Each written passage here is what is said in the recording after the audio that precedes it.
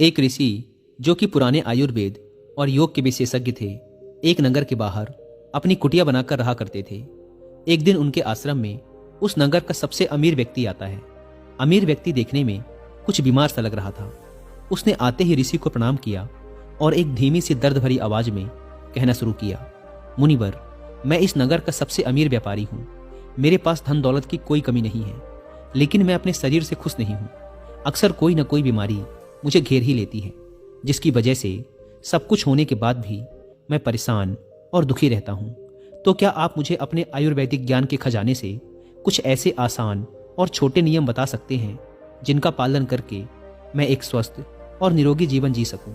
ऋषि ने व्यापारी की बात को पूरे ध्यान से सुना और फिर कहना शुरू किया, आयुर्वेद में कहा गया है कि जिस व्यक्ति को हमेशा निरोगी और स्वस्थ रहना है, उसे अपने शरीर के वात, पित्त और कफ को हमेशा संतुलित रखना चाहिए। त्रिदोष आधारित शरीर है हमारा। कोई सी भी बीमारी केवल इन 3 दोषों की वजह से ही होती है, वात दोष, पित्त दोष और कफ दोष। जब वात बहुत बिगड़ जाता है तो 80 से ज्यादा बीमारियां आती हैं। जब शरीर का पित्त बिगड़ता है तो 46 से ज्यादा बीमारियां होने की संभावना बढ़ जाती है, और जब कफ बिगड़ जाता है तो 28 से ज्यादा बीमारियां होती हैं। और अगर वात, पित्त और कफ तीनों बिगड़ जाएं तो शरीर में 148 से ज्यादा बीमारियां हो जाती हैं। सर्दी, खांसी, जुखाम व दस्त से लेकर बड़ी से बड़ी बीमारियां भी केवल वात, पित्त और कफ के बिगड़ने से ही शरीर में होती हैं। इतना कहकर ऋषि थोड़ी देर के लिए मौन रहे और फिर कहना शुरू किया, भारतवर्ष के सबसे महान आयुर्वेदिक चिकित्सकों में से एक महर्षि बागभट्ट ने अपनी दोनों रचनाओं अष्टांग हृदयम और अष्टांग संग्रहम में शरीर की कार्य प्रणाली को समझाने और इसे स्वस्थ बनाए रखने के लिए 7000 नियम बताए हैं, जिनमें से 4 नियम जो कि शरीर के वात, पित्त और कफ को संतुलित रखने के लिए सबसे ज्यादा जरूरी हैं, आज मैं तुम्हें बताता हूँ। तो तुम्हारे शरीर के वात, पित्त और कफ तीनों एक साथ संतुलित रहें, इसके लिए पहला नियम है कि खाना खाने के तुरंत बाद पानी नहीं पीना। महर्षि बागभट्ट कहते हैं कि खाना खाने के तुरंत बाद पानी पी लेना जहर पी लेने के समान होता है। व्यक्ति ने कहा, लेकिन क्यों मुनिवर? ऋषि ने कहा, हम जो कुछ भी खाते हैं वो हमारे पेट की एक जगह पर जाकर इकट्ठा हो जाता है, जिसे संस्कृत में जठर कहते हैं, या हिंदी में कुछ लोग इसे अमाशय भी कहते हैं। अब जैसे ही हमारा खाना जठर में पहुंचता है, इस खाने को पचाने के लिए जठर से अम्ल निकलता है, जिसे जठर अग्नि भी कहते हैं। अब यहाँ हमारा खाना अम्ल के माध्यम से जलता है, जिसे सरल भाषा में लोग पचना कहते हैं। लेकिन अगर हम खाने के तुरंत बाद पानी पी लेते हैं तो यह हमारी जठर अग्नि को शांत कर देता है, यानी अम्ल पानी में घुलकर पतला हो जाता है, जिससे उसकी क्रियाशीलता कम हो जाती है, और फिर हमारा खाना ठीक से पचता नहीं, बल्कि पेट में पड़ा पड़ा सड़ता रहता है। और फिर यह सड़ रहा खाना पेट में 100 से अधिक जहर पैदा करता है, जो कि इंसान के शरीर में 80 से अधिक बीमारियां पैदा करते हैं। पेट में गैस बनना, जलन पड़ना और पेट फूलने जैसी समस्याएं उन्हीं को होती हैं जिनका खाना ठीक से पचता नहीं। और खाने के ठीक से ना पचने का सबसे बड़ा कारण है खाने के तुरंत बाद पानी पी लेना। व्यक्ति ने पूछा, लेकिन मुनिवर, खाने के कितनी देर बाद तक पानी नहीं पीना चाहिए? ऋषि ने कहा, कम से कम 1 घंटे तक, क्योंकि जठर अग्नि के जलने की यह प्रक्रिया खाने के 1 घंटे बाद तक चलती रहती है। व्यक्ति ने फिर पूछा, मुनिवर, क्या खाना खाने के पहले पानी पी सकते हैं? ऋषि ने कहा, हाँ, खाना खाने के पहले पानी पी सकते हैं, लेकिन खाने के तुरंत पहले नहीं, बल्कि खाने से आधे घंटे पहले तुम जितना चाहो उतना पानी पी सकते हो। व्यक्ति ने फिर प्रश्न किया, मुनिवर, खाना खाने के बाद 1 घंटे तक पानी तो नहीं पीना, लेकिन क्या उसकी जगह कुछ और पिया जा सकता है? ऋषि ने कहा, हाँ, खाना खाने के बाद खट्टे फलों का जूस, दही की लस्सी, मट्ठा, दूध या नींबू की शिकंजी पी जा सकती है। और खाने के पश्चात ये खट्टे पदार्थ पीने से हमारे भोजन को अच्छे से पचने में सहायता भी मिलती है। लेकिन अगर तुम इनका और भी ज्यादा फायदा लेना चाहते हो तो सुबह के नाश्ते के बाद खट्टे फलों का जूस, दोपहर के खाने के बाद दही की लस्सी या मट्ठा और रात के खाने के बाद दूध पीना और भी ज्यादा फायदेमंद होता है। जो व्यक्ति इस पहले नियम का पालन करेगा उसे भोजन के सड़ने से पैदा होने वाली 80 बीमारियों का कभी सामना नहीं करना पड़ेगा। दोस्तों, अगर आप हर रोज कुछ समय के लिए योगासन और प्राणायाम करते हुए इस वीडियो में बताए जाने वाले चारों नियमों का पालन करते हैं, तब जाकर आपके शरीर को इन आयुर्वेदिक नियमों का पूरा लाभ मिलता है। योगासन और प्राणायाम के बारे में विस्तार से जानने के लिए ऋषि ने आगे कहा, वात, पित्त और कफ तीनों को एक साथ संतुलित रखने के लिए महर्षि बागभट्ट द्वारा बताया गया दूसरा नियम है कि जब भी पानी पियो हमेशा घूंट घूंट भरकर पियो। व्यक्ति ने फिर प्रश्न किया, लेकिन ऐसा क्यों मुनिवर?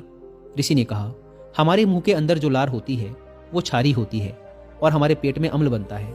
जब हम घूंट घूंट भरकर पानी पीते हैं तो हर बार थोड़ी थोड़ी लार पानी में घुलकर हमारे पेट में जाती है और यह क्षारी लार पेट में उपस्थित अम्ल को निष्क्रिय कर देती है, जिससे हमारे पेट की अम्लता कम हो जाती है। पेट में जलन की समस्या समाप्त हो जाती है और जिसके पेट में अम्लता नहीं होगी उसके रक्त में भी अम्लता नहीं होती, और जिसके रक्त में अम्लता नहीं होती उसके शरीर का वात, पित्त और कफ तीनों संतुलित बने रहते हैं। और अगर संभव हो सके तो जब भी तुम पानी या कुछ भी पियो तो उसका हर एक घूंट अपने मुंह में रखकर जीभ के माध्यम से उसे कुछ देर के लिए अपने मुंह में घुमाओ और फिर उसके बाद उसे अंदर गुटको। इससे तुम्हारे शरीर को और भी ज्यादा फायदा मिलेगा और तुम्हें कभी भी अम्लता या पेट में जलन की शिकायत नहीं होगी।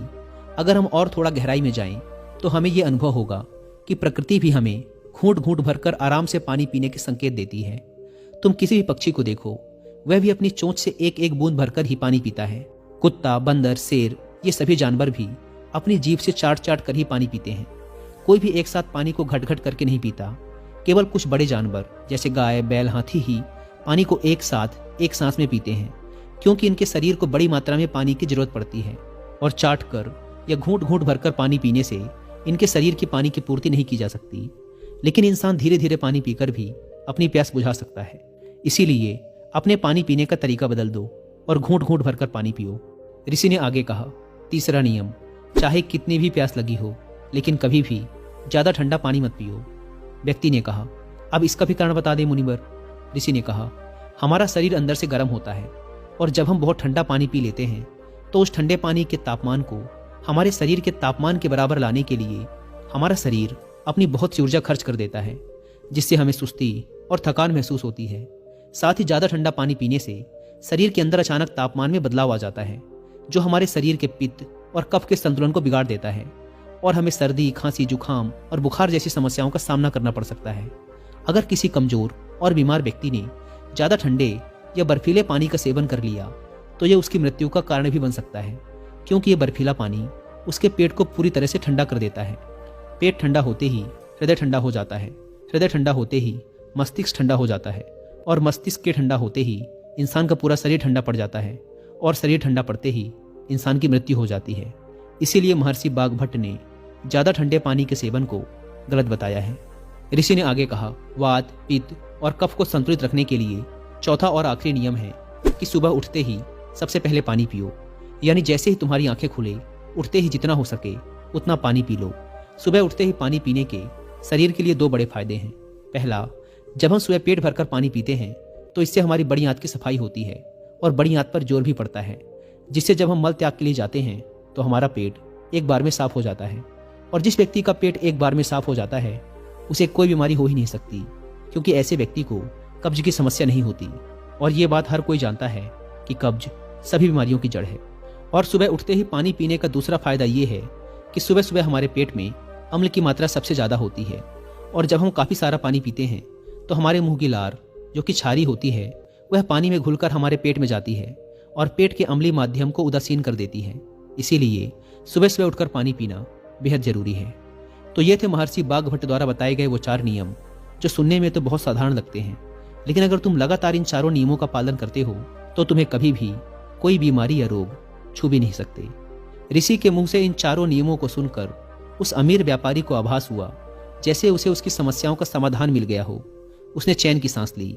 उसने ऋषि के सामने ही उन चारों नियमों का पालन करने का प्रण लिया और उनका धन्यवाद कर खुशी खुशी वहां से चला गया।